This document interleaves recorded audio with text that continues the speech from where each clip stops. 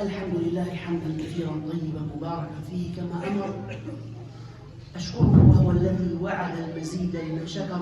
عباد الله، حافظوا على الطاعات وحضور الجمع والجماعات، واعلموا أن رب الأرض والسماوات قد أمركم بأمر عميم فبدأ به بنفسه وثنى بملائكة قدسه فقال ولم يزل قائلا عليما إرشادا لنا وتعليما: إن الله وملائكته يصلون على النبي يا أيها الذين آمنوا صلوا عليه وسلموا تسليما. اللهم صل على محمد وعلى آل محمد كما صليت على إبراهيم وعلى آل إبراهيم، وبارك على محمد وعلى آل محمد كما باركت على إبراهيم وعلى آل إبراهيم في العالمين إنك حميد مجيد. بارك إخوتي في الله، يقول صلى الله عليه وسلم: كل بني آدم خطاء، كل بني آدم خطاء، وخير الخطائين التوابون. من منا لا يخطئ؟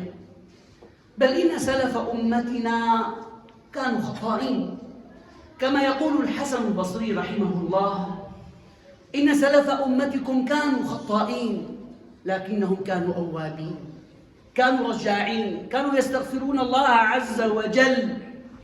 الخطأ هذا قرين المسلم وقرين بني آدم، لكن المسلم المؤمن كلما أخطأ رجع إلى الله عز وجل.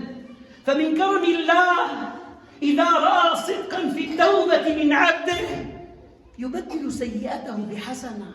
ألم تسمعوا قول الله: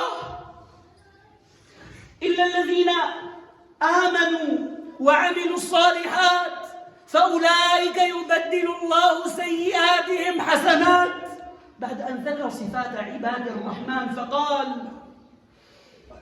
والذين إذا أنفقوا لم يسرفوا ولم يقتروا وكان بين ذلك قواما، والذين لا يدعون مع الله إلها آخر ولا يقتلون النفس التي حرم الله إلا بالحق ولا يزنون ومن يفعل ذلك يلقى أثاما يضاعف له العذاب يوم القيامة ويخلد فيه مهانا إلا من تاب.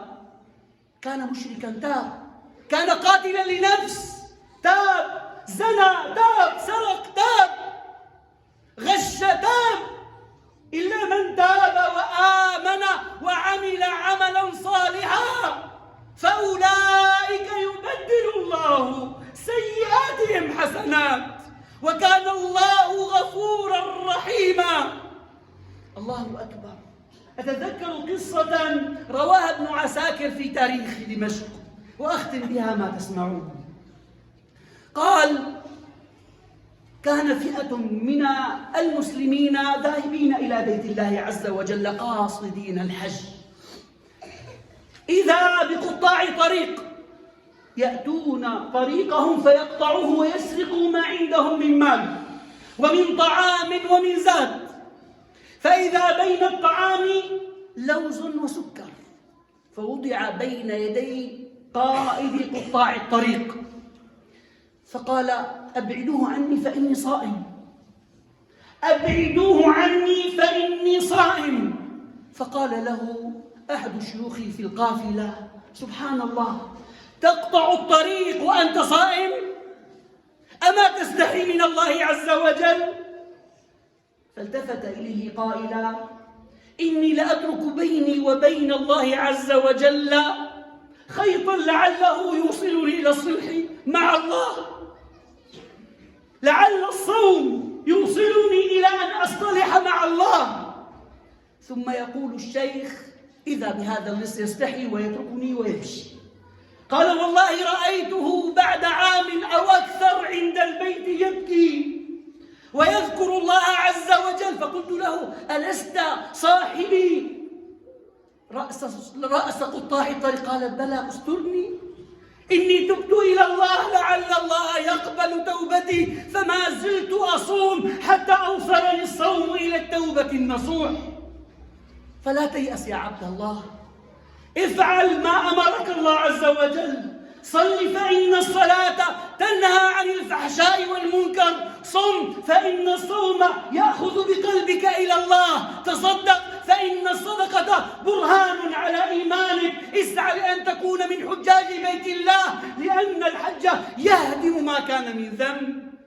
توبوا إلى الله فالله تواب. ألم تعلموا أن الله عز وجل يبسط يده بالليل؟ لما ربنا يبسط يده بالليل؟ ليتوب مسيء النهار، ويبسط يده بالنهار ليتوب مسيء الليل.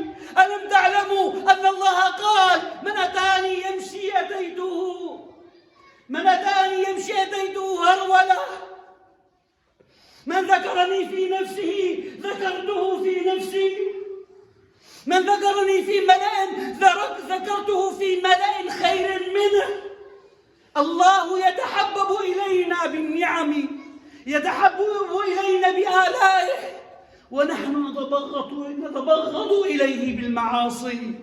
يا أيها الذين آمنوا توبوا إلى الله توبة نصوحة لعلكم تفلحون. ألم يأن للذين آمنوا أن تخشع قلوبهم لذكر الله وما نزل من الحق؟ بلى يا رب قد آن. اللهم ردنا إليك مردا جميلا. اللهم فرج عن أمتنا ما أهمها وأغمها. اللهم أطعم جياعها. اللهم استر عوراتها. اللهم آوي مشرديها. اللهم فك أسر المأسورين. اللهم فك أسر المأسورين. اللهم فك أسر المأسورين. اللهم آوي المشردين وأطعم الجائعين وأهلك أعداءنا أعداء الدين يا رب العالمين. اللهم خذ بنواصينا إليك ودلنا بك عليك، ولا تجعل حاجاتنا إلا إليك. اللهم لك الحمد أن أغثت أرضنا. اللهم زدنا من فضلك. اللهم أغث قلوبنا بوابل هدايتك. اللهم اسقنا غيثا هنيئا مريئا مريعا صحا غدقا عاجلا غير رائث يا رب العالمين. اللهم أدر به الضرع وأنبت به الزرع واجعل فيه الخير والبلاغ إلى حين. اللهم ثبت أقدام المرابطين. اللهم أهلك أعداءنا أعداء الدين. اللهم عليك بالأسد وجنده وحزبه وشيعته وطائفته، اقتلهم ودمرهم وتدبرهم وانصرنا ربنا عليهم، إنك ولي ذلك والقادر عليه. وصلى الله على نبينا محمد وعلى آله وصحبه وسلم. إن الله يأمر بالعدل والإحسان وإيتاء ذي القربى وينهى عن الفحشاء والمنكر والبغي يعظكم لعلكم تذكرون.